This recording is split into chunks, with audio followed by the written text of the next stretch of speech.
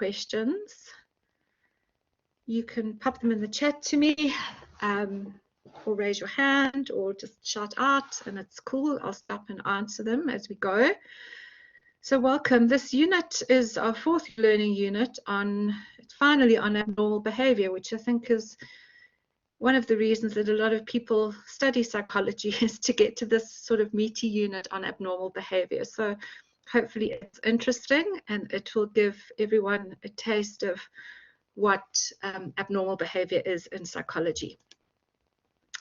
So the module outline for this module is very clear on what is needed, what you guys need to know for this module, and it's quite specific. So what I've done is I have made this outline, or this presentation, specific to what is in the module outline. There's a lot of other disorders in the chapter, and I really do suggest that you spend some time reading them, that we don't cover throughout this module, but they're interesting reading, and I think they're important reading. So although some of the things are not here, I think just look at them anyway. It's important that you have a good understanding of what's meant by abnormal psychology and the different disorders that are part of the discipline.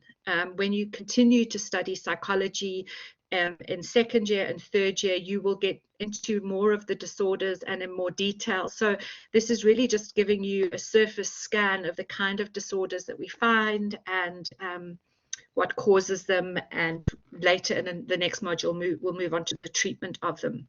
So really focus on what's in this module outline, and when you've finished, make sure that you can go back to these different learning outcomes and clearly identify that you can answer those specific outcomes. So in the first theme is around defining abnormal behavior. Make sure you can explain what abnormality refers to, which is on page 585.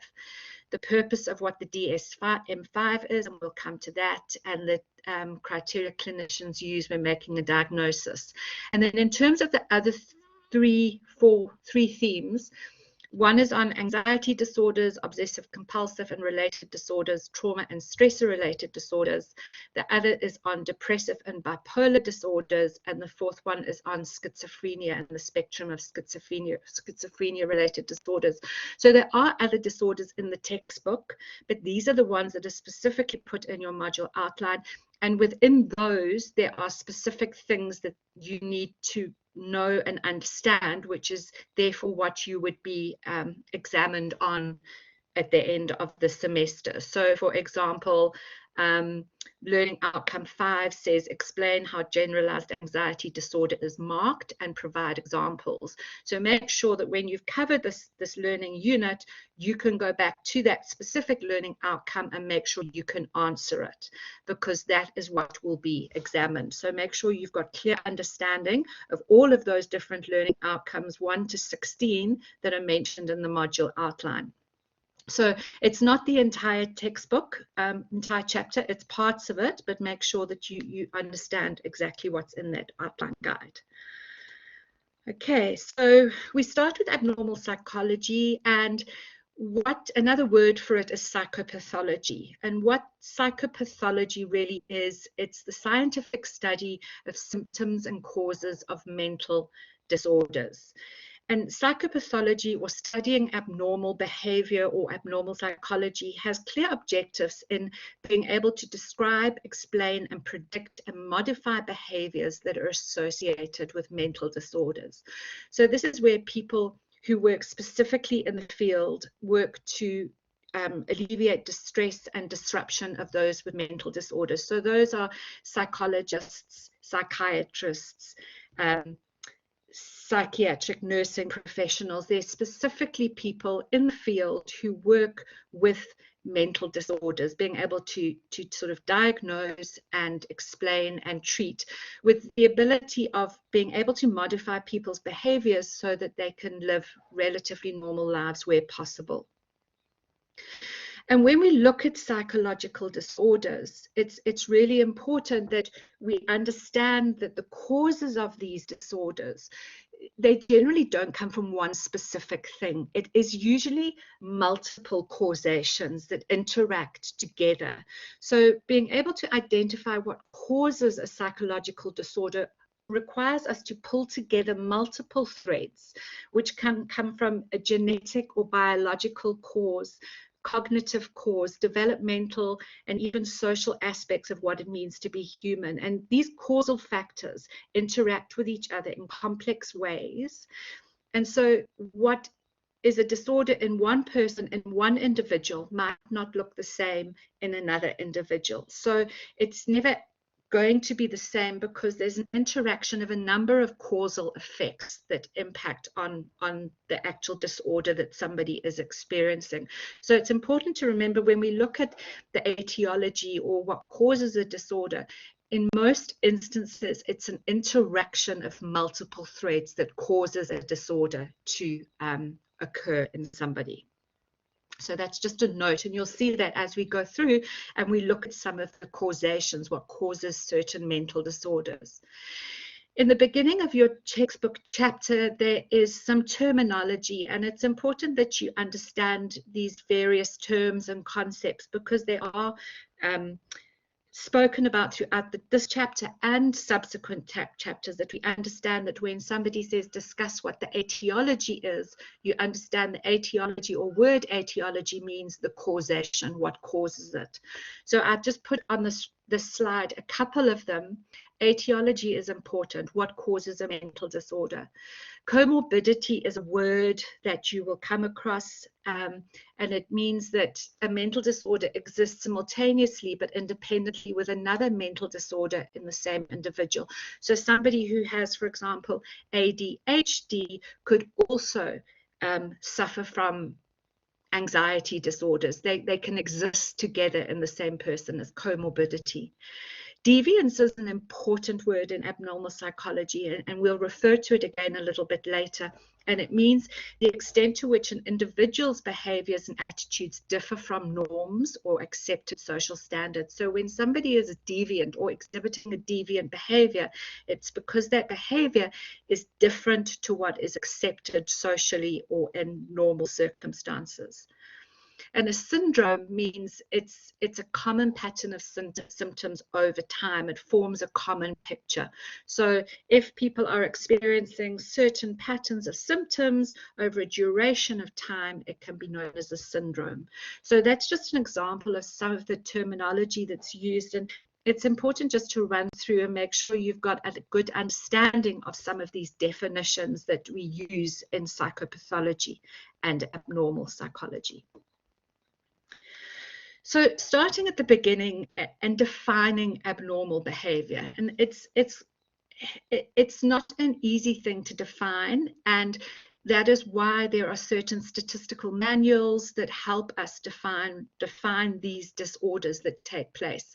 So abnormal psychology is really the study of psychological disorders. That's what it is. And it's about behavior that's not typical or usual or regular. Okay, so it's outside a normal pattern of behavior or a normal way of functioning. And what that says is that there is a statistical definition to it, but we also have to understand that when we look at disorders and deviant behaviors and try to classify them and name them, there can be cultural differences which impinge on behavior. So, for example, what is considered normal in an Eastern culture may be considered a deviant behavior in a Western culture. So it's important to understand there's still cultural definitions that impact on some of the disorders and how we define them. And also, by giving somebody a statistical definition or a name, it's not really capturing the fact that there's a huge amount of personal stress that's involved in psychological disorders. And that the impairment of daily functioning is not just on ourselves, but it's also on the other people around us. So it is behavior that's not typical, usual, or regular, but to remember that we have to sometimes look at it in a social situation or a cultural situation and look at the levels of distress that occur. So it's around the definition of normal and who defines normal. And that's very subjective, which is why we have guidelines as how to diagnose certain disorders. So some of the psychological disorders that you may have heard of, things like eating disorders, schizophrenia, insomnia, bipolar disorder, depression, panic disorders, paranoia. There's many disorders that we have to try and classify, and that people suffer from, and we have to classify, explain them, and be able to treat them. So it's a very big field, and we're literally going to just touch on it. So the medical model, if you think of a doctor being able to diagnose symptoms and define a treatment plan, that's what a medical model does. It allows for diagnosis and it allows for treatment. And we look at it in a physical way, like a medical doctor, but also in psychology. The medical model allows us to be able to do that. And there we use terms as mental illness and psychological disorders. So in the past, psychology or psychological mental disorders were considered spiritual or abnormal, but now we're actually classifying them as a medical diagnosis, a mental illness and a disorder. And to do that, we use tools and manuals which help us identify the disorders, describe the disorders, classify them, and inform our treatment of them. So we're not pulling this stuff out of the air. It's actually coming from a comprehensive framework of classification and diagnosis and treatment. So a disorder, when we talk about a disorder, when somebody has a disorder, it's a condition in which there's a disturbance of usual orderly processes of someone's individual's biopsychosocial development. So remember, somebody's mental health and well-being depends on their physical condition, their the social circumstances that they're involved in, and their psychological well-being. And when all of those are in harmony, we have mental and physical wellness. So a disorder is a condition. It's the same as a medical disorder. People have a medical disorder, but this is a sort of biopsychosocial disorder of someone's mental well-being. And the symptoms that are reported, remember with psychology, it's not like a doctor who can put a stethoscope on someone's chest and listen to a heartbeat or feel for a pulse. A lot of the symptoms that are given, if you have a client or a patient for treatment, it's often reported subjective experience of an individual who's telling you how they feel in various situations. So we have to allow for that as well when we're looking at the symptoms that are being experienced. So the classification system helps us classify those symptoms in a more categorical way. So again, when we say normal and abnormal, you know, how do you label somebody normal or abnormal on a continuum? And dividing them into groups, and you're abnormal and you're not. So obviously there are value judgments about, is that a normal behavior or is it an abnormal behavior? And it's hard to sometimes know where to place people. So it does require some kind of value judgment, but the classification criteria or the criteria of abnormal behavior, in the textbook, it talks about the 3 Ds there, but there actually is a 4th D. So it's about deviance. Is the behavior a deviant behavior? Does it differ from something that's socially accepted or a cultural norm or some kind of false belief or a delusion? So is the behavior deviant? That helps classify it, whether it's abnormal or normal. Is it a dysfunctional behavior? And dysfunctional means that it's a behavior that is impairing someone's ability to perform their normal day-to-day activities and to grow in a personal way, so for personal or social growth. So is the behavior dysfunctional? So we have, is it deviant? Is it dysfunctional? Is it distressful? So is it causing suffering? Okay, so that's where very much where the person's symptomatic observations come in, and he reports suffering or subjective discomfort. And the other one also is dangerous. Does that behavior put that person at risk or somebody else at risk? So when we're looking to look at the criteria of normal behavior, there are the Ds, the deviance, dysfunctional, distress, and danger. And those are the sort of 4 areas we can look at to start to say, is this a normal or an abnormal behavior? Those are the criteria that are used when assessing behavior. So we spoke about having some kind of statistical or manual to guide us in making decisions. And in psychology, we have what's called the DSM5, which is the Diagnostic and Statistical Manual of Mental Disorders. So there's been various versions of this particular manual, the DSM, and basically we're in edition 5, which was published in 2013. And it's a classification system that's been put together by a group of renowned experts over many, many, many years and much discussion, where they have basically classified different disorders based on observable behavior and symptoms. And they've divided into different categories, and each category is made up of different disorders, and each disorder has its own specific set of diagnostic criteria. So it's almost like a checkbox that says if the person is exhibiting the following symptoms, then they could be classified with a particular disorder. So what is on the left-hand side is the categories, so neurodevelopmental disorders, schizophrenia spectrum and other psychotic disorders, bipolar and related disorders. Those are all categories, and within each category are different disorders, and the disorders have different diagnostic criteria. So that is the manual that's predominantly referred to. And when you are writing assignments and things like that, and exams, and it's asking you to discuss a particular disorder, it's always good, and you can generally find it online if you go to Google and type in DSM5 for eating disorders. You can generally get an image, and it will say to you, in order to be classified as with an eating disorder, the following criteria must be met. So it's very specific about diagnosing disorders. And I've put an example here. This is an example of from the category of substance-related and addictive disorders. And each diagnosis provides criteria for behavior, cognitive experiences, physical, as well as the duration, because duration is important. So if we look at this is the diagnostic criteria for alcohol use disorder. And what it says at the bottom in red is it says at least 2 symptoms in the past year is a mild disorder.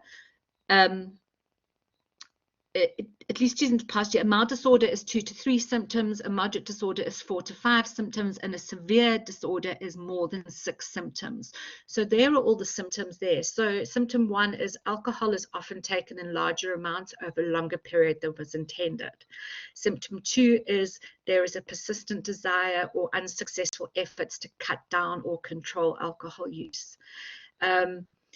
4 is craving a strong desire to use or urge to use alcohol. So if somebody is exhibiting symptoms, and if they've got at least 2 symptoms in the past year, okay, you could classify them as having mild alcohol use disorder. Somebody who's experiencing more than 6 of those symptoms could have a severe alcohol use disorder. So you can see there the time frame that's involved. It's got to be within the past year, and the different kinds of symptoms. And that's just an example that maybe you can sort of see would make sense to you. It's about alcohol use, although we don't do substance abuse in this particular section. It's just a good example to use of how the DSM-5 is structured for disorders. And you'll see as we work through these units, or these some of the disorders that were given, I've put in the DSM-5 criteria so you can see how they work. And it's also important, like I mentioned, when we look at mental health, that we do consider the fact that it is an interaction between biological causation, social issues, and psychological issues, and all 3 intertwine to have an impact on our mental health. So something is not necessarily purely down to genetics. It's genetics interacting with something in the environment, in our social situation, as well as possibly maybe it could be a cognitive or a thought pattern. So there is an interaction, and it's important when we look at the etiology to remember that often disorders are caused by an interaction of different things. Okay, so that's, you can, Jazz, no problem. That's not a problem. Okay, so the first set of disorders we look at is we're looking at anxiety disorders, obsessive compulsive disorders, trauma and stressor related disorders. So we start with anxiety, and I think we all feel anxiety often, a lot of the time. We know when we're feeling anxious, and we often know what we're feeling anxious about, an upcoming exam or something like that. We feel that level of anxiety. But now we're moving to an actual disorder. It's an anxiety disorder, and it's a very common disorder. When we look at the sort of the portion of the population who meet criteria for the disorder, is that anxiety is generally quite high up there. But it's a class of disorder marked by chronic, and remember, chronic means extreme, troublesome feelings of excessive apprehension and anxiety. Okay, so it's not anxiety about an exam. It's more about looking forward in the future. We are continually anxious, and we're often not sure what it's about, but we have that feeling of excessive apprehension and anxiety that we can't really attribute to anything specific. It's just there. And they're quite common, occurring in roughly 19% of the population.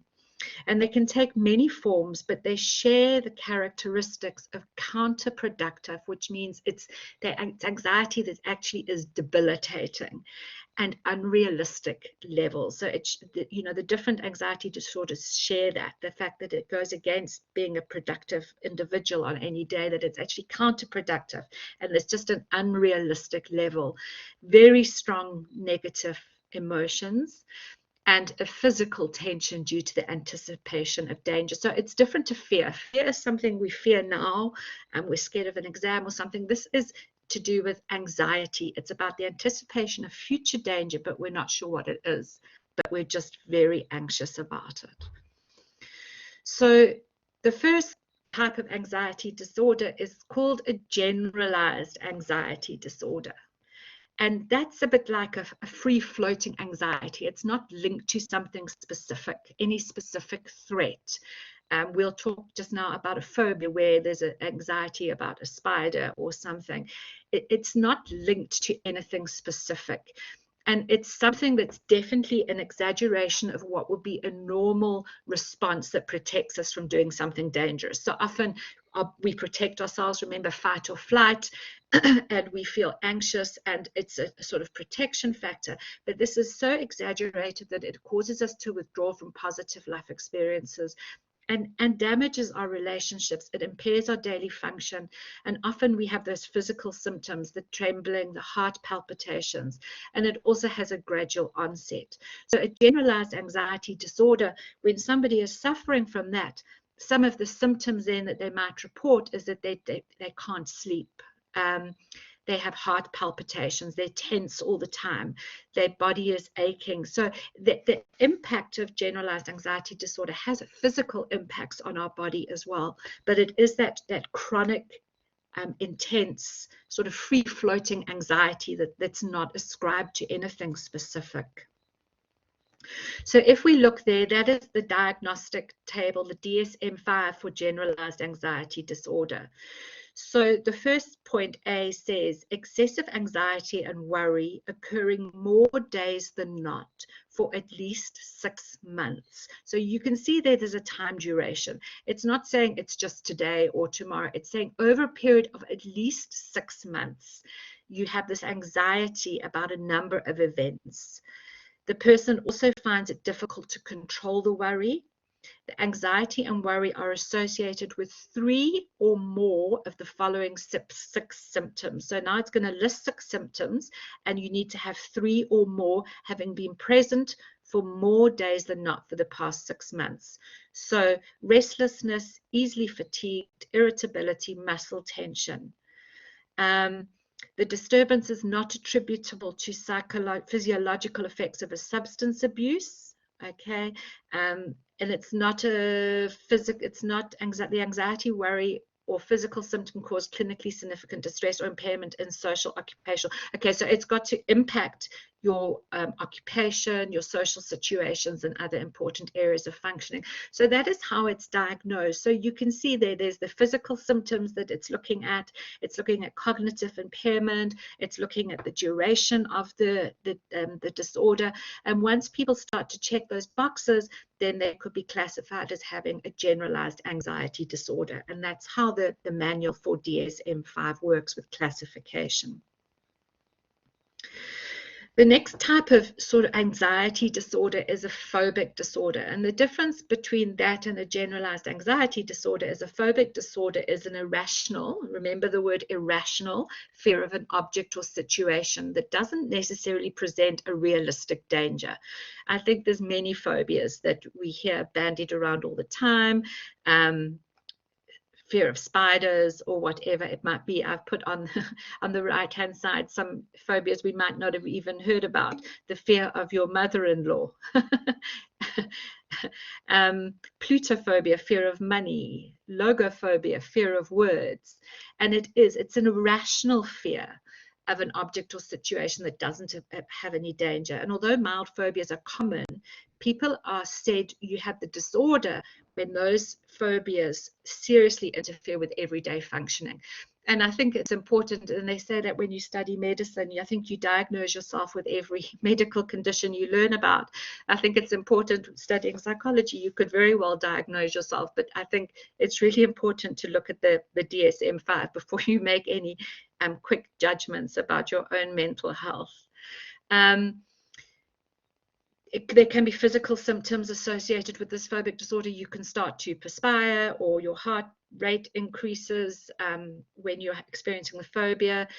They can generally come from experience, and some phobias are common, such as acrophobia, which is a fear of heights, claustrophobia, which is a fear of small spaces. And when you suffer phobias, it can also lead to other disorders. So, for example, if you have a fear of going out, you might become socially isolated, and that phobia is now causing sort of social anxiety. So a phobia can actually lead to other disorders as well, and then they can coexist together. So those are our phobias. A panic disorder. A panic disorder is characterized by recurrent attacks of overwhelming anxiety. So it's not that consistent anxiety that sits there like with our generalized anxiety disorder, but it's these overwhelming moments of anxiety that usually occur suddenly and unexpectedly. Signs of a panic attack: chest pains, chills or heat sensations, fear of losing control. Often you hear people think they've had a heart attack, and it often is a panic attack. But remember that a panic disorder is now not just one attack, it's the persistent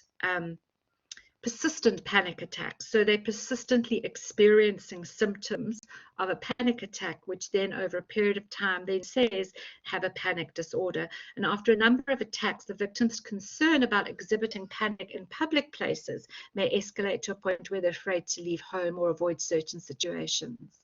So that can then lead to something like agoraphobia, which is a fear of going out in public places.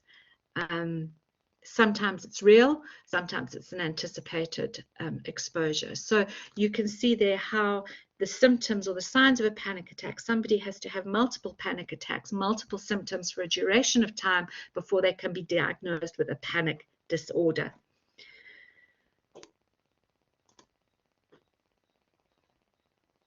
So now we just look at this causation, we look at the etiology about anxiety disorders. And like we said, most psychological disorders develop out of complicated interactions amongst many factors. So we look at what is a biological causation of anxiety.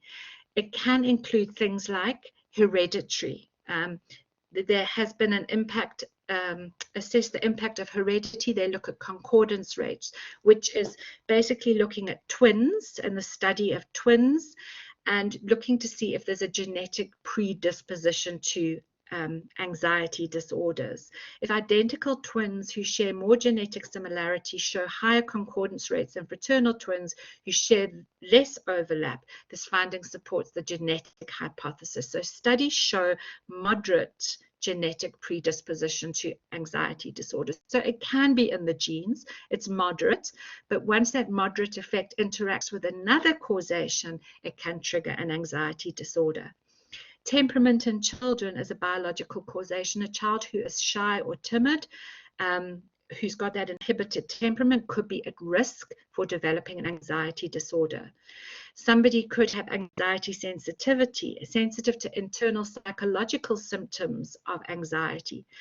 Certain neurotransmitters in our brain, when we looked at the biology in the brain, and we looked at neurotransmitters and how certain neurotransmitters in our system can block the signals. It's specifically looking at areas of our frontal cortex and those parts of our brain that are emotion inducing. The role of neurotransmitters in anxiety is also a biological causation. So a disturbance in our neural circuits can cause anxiety.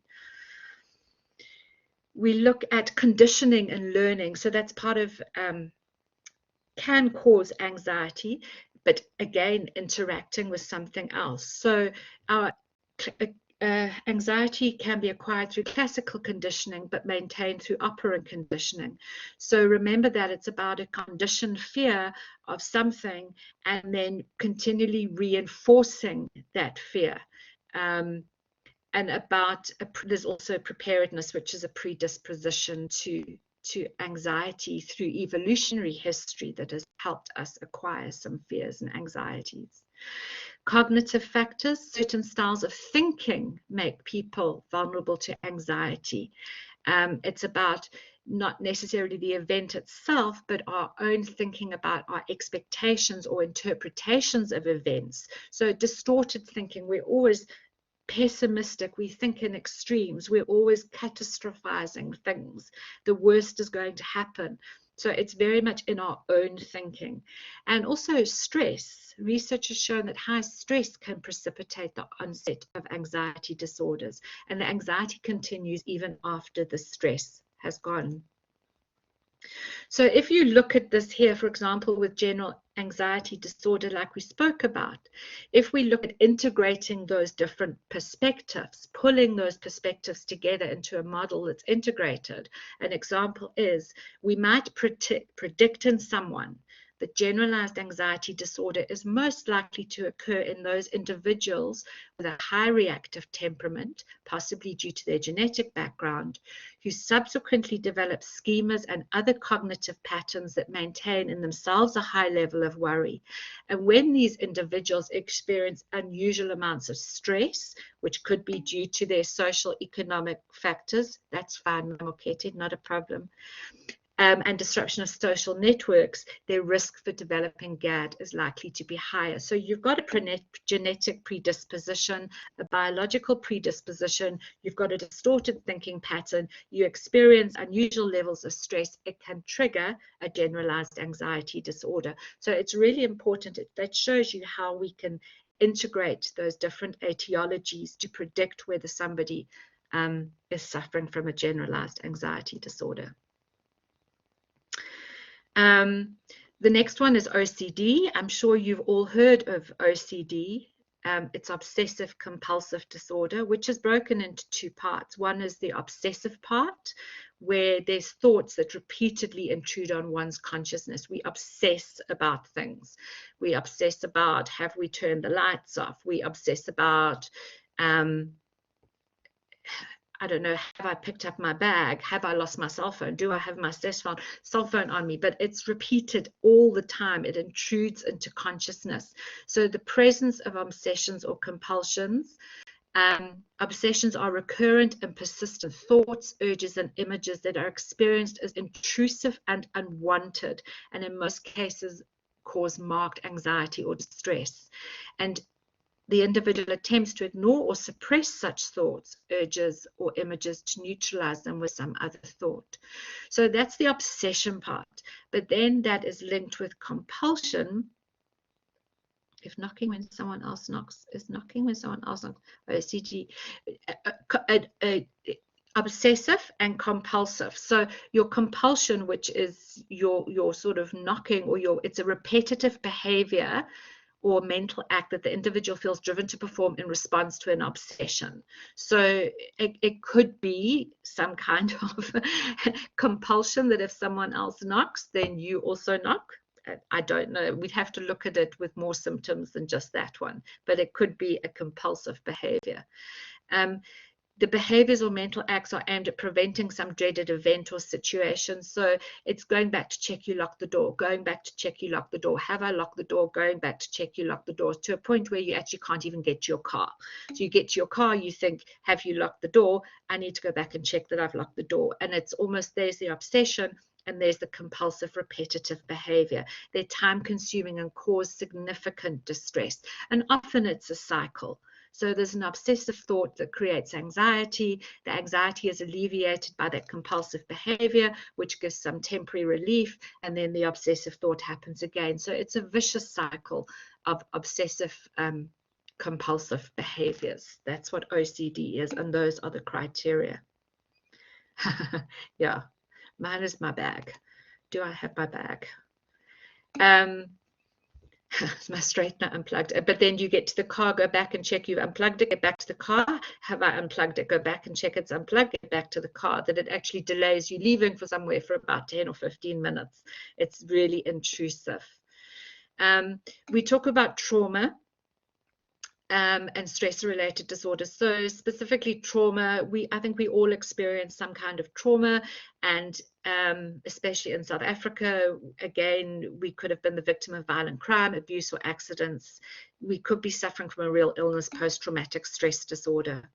And many victims of trauma in South Africa don't get help because they feel embarrassed and they think that acting brave and tough is the manly thing to do. They've seen too much violence, but we're actually not recognizing that we are experiencing trauma, and trauma has psychological effects to the point where we can experience post-traumatic stress disorder.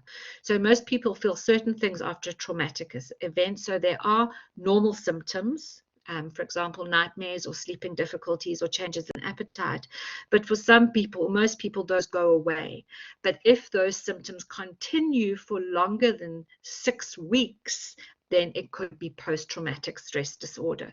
So understanding what a trauma is, and then understanding that if those things we feel after a traumatic event last for a prolonged period of time, for 6 weeks or longer, it could very well be post-traumatic stress disorder. That we could be living with, and we are unaware of it. And that's a big issue, as a lot of people don't get medical treatment because they're actually not aware that they're suffering from a medical disorder, a mental disorder. So post-traumatic stress disorder is an enduring psychological disturbance attributed to the experience of a major traumatic event. Okay, so the traumatic event itself, experienced by you, or you could witness it. It doesn't actually have to be experienced personally. You could have seen it, and the person, you experienced intense helplessness, fear, or horror. Re-experiencing, so intrusive thoughts, nightmares, and flashbacks. Avoidance, so we have a lack of interest, loss of interest, lack of motivation, avoiding things that are associated with the experience.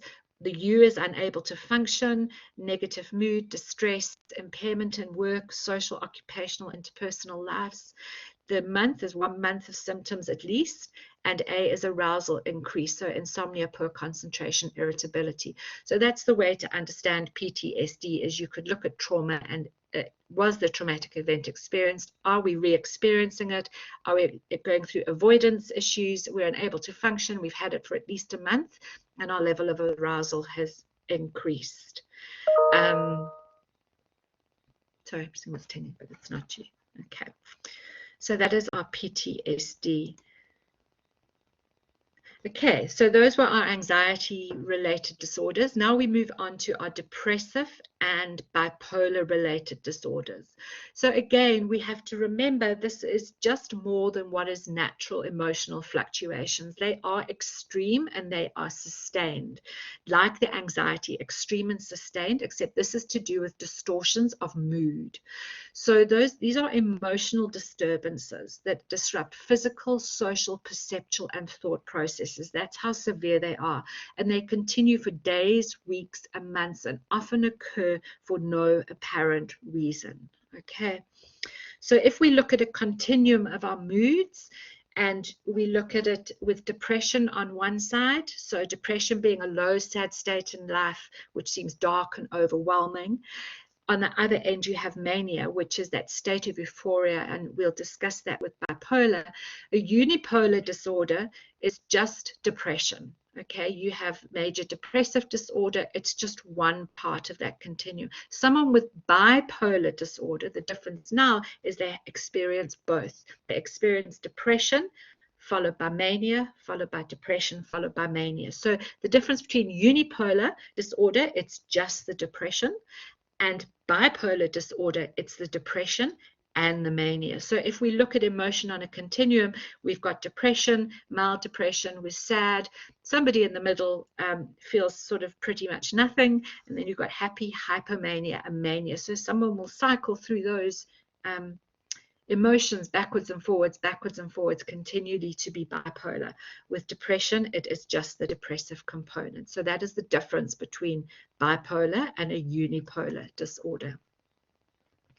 So major depressive disorder, a lot of people say they're depressed, but again, if someone says they're depressed, there's a difference between feeling depressed and being diagnosed with major depressive disorder. And a major depressive disorder is persistent feelings of sadness and despair and loss of interest in previous sources of pleasure. So again, the DSM5 I've put to the left-hand side there, and you need to have 5 or more of the 9 symptoms, including at least one of depressed mood and loss of interest or pleasure in the same 2-week period. And each of these symptoms represents a change from a previous functioning. So 5 or more. So if you have insomnia on its own, it's not diagnosing major depressive disorder. But if you have a loss of interest or pleasure, your weight has changed, you've got insomnia, you've got a loss of energy and fatigue, and you have impaired concentration and have thoughts of death or suicidal ideation, those together can then say that you have got a major depressive disorder. Okay, so persistent depressive disorder in children and adolescents can be, adolescents' mood can be irritable and duration must be 1 year or longer. So that's persistent depressive disorder. So it's those symptoms. Sufferers can exhibit symptoms of other disorders. So obviously, if you're depressed, they might start to have high levels of anxiety. They might start to suffer or get engaged in substance abuse. It can occur at any point in the lifespan. Need to experience, or you can experience more than one episode over the course of life. So it might not be persistent. You might just experience it numerous times, with an average length of each time being between 5 to 7 months. The earlier it onsets, the more recurrences that would have more severe symptoms and poor prognosis. Chronic major depression means there's a severe impairment in functioning, twice as high in women. Okay, so that's some of the epidemiology, which is sort of looking at the population and who suffers and how they suffer, and whether men suffer more than women, and its duration and whether it can reoccur. So that is a major depressive disorder. So then if we look at bipolar disorder, what it then says to us is that in order for a bipolar diagnosis, you need to meet the criteria for a manic episode, which may have been preceded by the major depressive episode. So to be manic, okay, a distinct period of abnormally and persistently elevated, expansive, or irritable mood and abnormality, and persistently increased goal-directed activity or energy lasting at least 1 week and persistent most of the day, nearly every day. During the period of mood disturbance and increased energy or activity, 3 or more of the following symptoms must be present: inflated self-esteem, you don't need to sleep, you're more talkative than usual, under pressure, distractibility, increase in goal-directed activity. So it's guiding you to say, this is what the symptoms are of a manic episode. So if you've had a major depressive episode followed by a manic episode, you could then be diagnosed with bipolar disorder.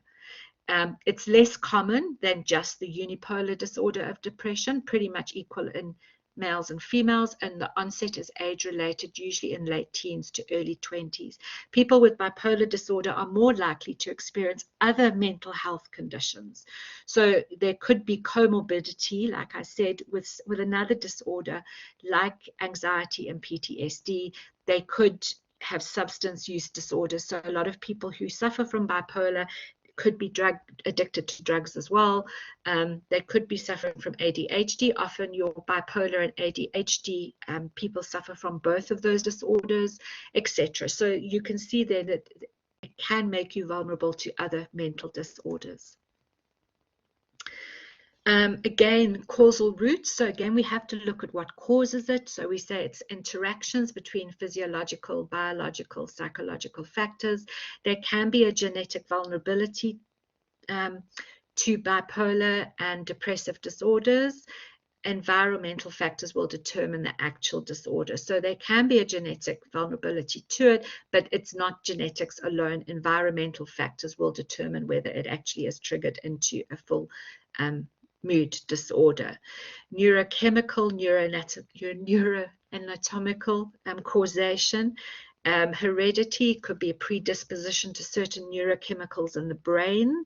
And we can see that because drug treatments for depression affect the availability of neurotransmitters.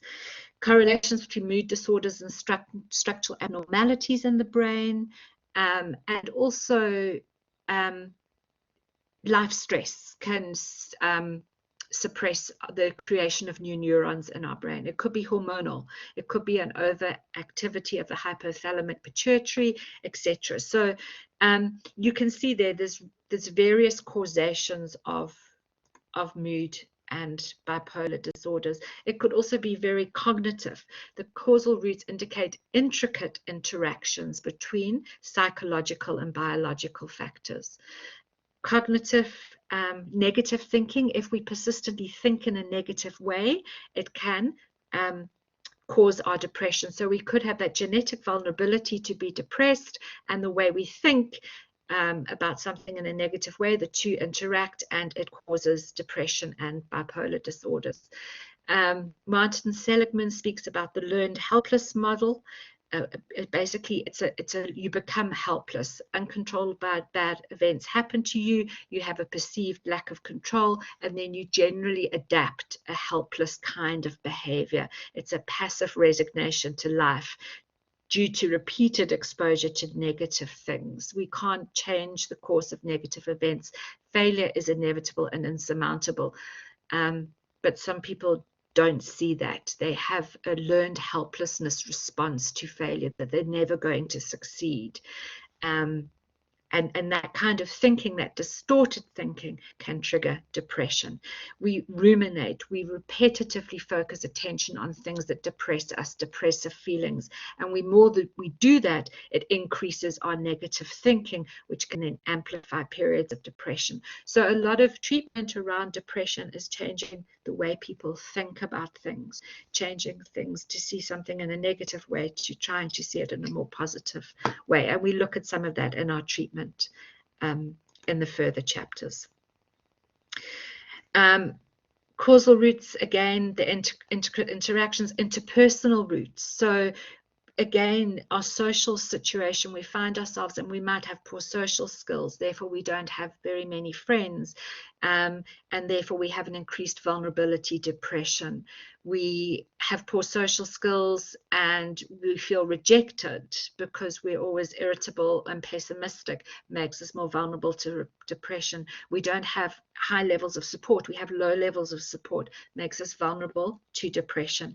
So those are interpersonal social roots. And again, stress. Stress is, the more we look at stress and study stress, we're finding that there's a strong or moderately strong link between stress and the onset of depressive and disorders.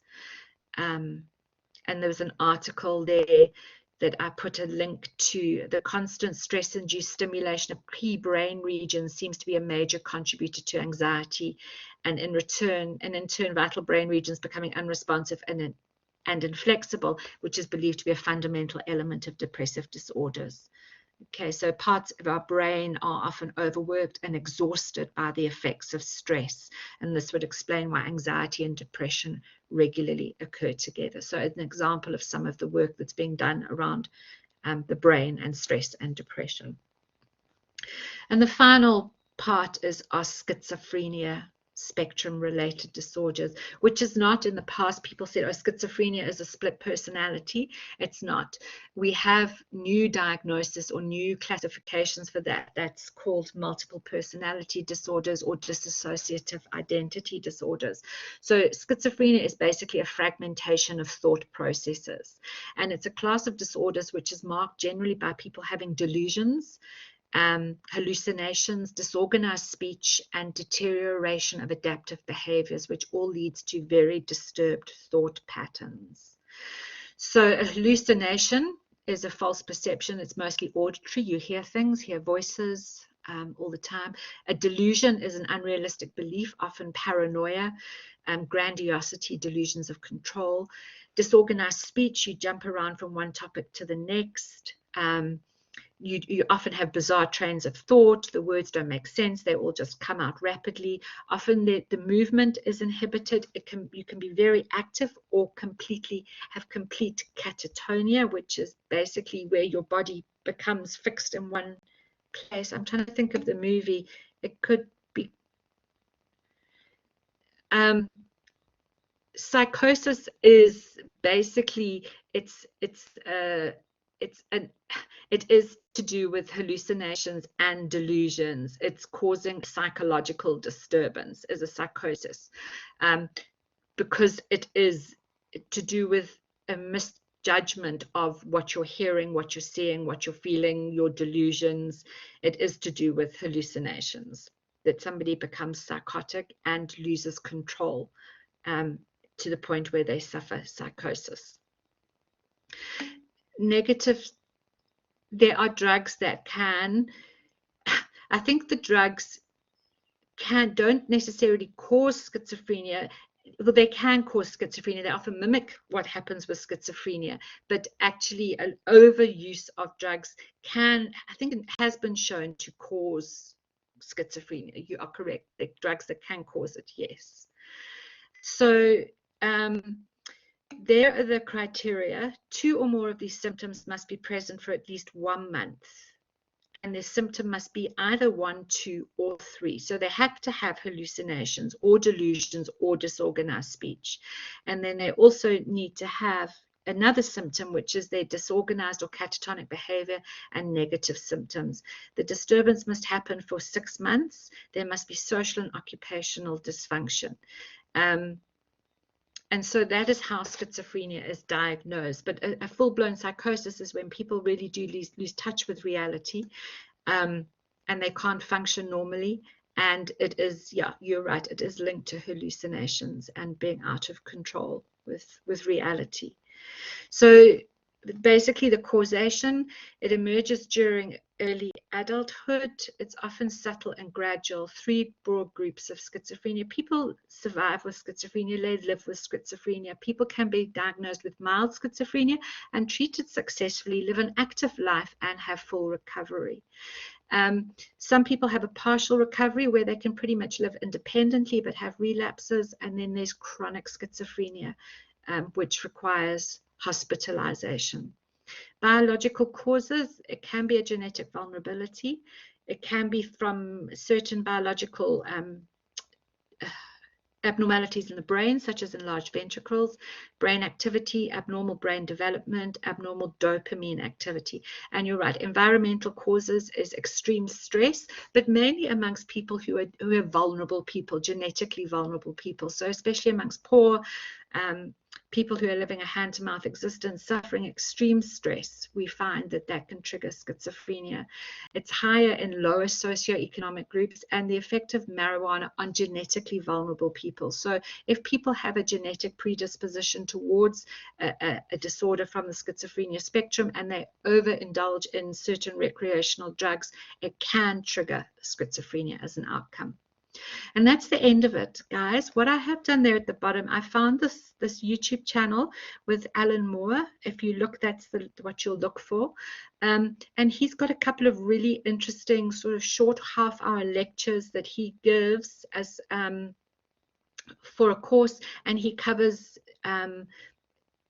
abnormal psychology briefly, as well as some of these disorders we covered, and it's a really nice place to add a little bit of extra information. So I put him there. I found him really interesting and very useful, and I thought you might just want to use him to reinforce some of this stuff. It is very interesting, and again, we're just scanning the surface. So the bulk of the reading is in your textbook, and I'm sure when the assignments and the exams comes, you'll need to do extra research. But yeah, I'll upload the recording for you guys.